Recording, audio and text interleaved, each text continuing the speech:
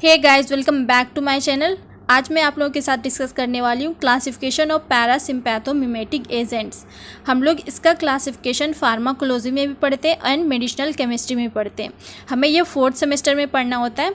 तो सबसे पहले मैं यहाँ आप लोगों के साथ डिस्कस करने वाली हूँ कि व्हाट इज़ पैरासिम्पैथोमिमेटिक एजेंट। उसके बाद हम लोग इसका क्लासिफिकेशन देखेंगे।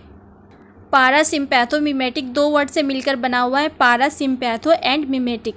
पैरासिम्पैथो मतलब होता है parasympathetic nervous system and mimetic मतलब होता है कॉपी द एक्शन, यानी कि वह एजेंट जो पैरासिम्पैथेटिक नर्वस सिस्टम के एक्शन को कॉपी करता है उसे पैरासिम्पैथोमिमेटिक एजेंट बोलते हैं।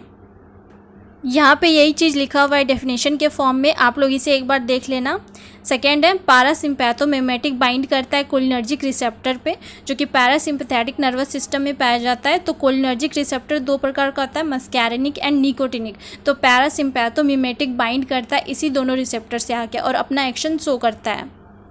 जब हमारी बॉडी में पैरासिम्पैथेटिक नर्वस सिस्टम का न्यूरोट्रांसमीटर कम हो जाता है, जो कि हमारी बॉडी को चाहिए होता है, तो उस डिमांड को पूरा करने के लिए हम लोग एक्सटर्नली देते हैं पैरासिम्पैथोमिमेटिक एजेंट, जो कि पैरासिम्पैथेटिक नर्वस सिस्टम के न्यूरोट्रांसमीटर की तरह एक्ट करता है। अब देखते हैं पैरासिम्पैथोमिमेटिक एजेंट का क्लासिफिकेशन। इसका 3 क्लासिफिकेशन किया गया है। पहला है डायरेक्ट एक्टिंग एजेंट, दूसरा है indirect acting agent. Indirect acting agent को कोलिन एस्ट्रेज इनहिबिटर्स भी बोलते हैं। थर्ड क्लासिफिकेशन है कोलिन एस्ट्रेज रीएक्टिवेटर।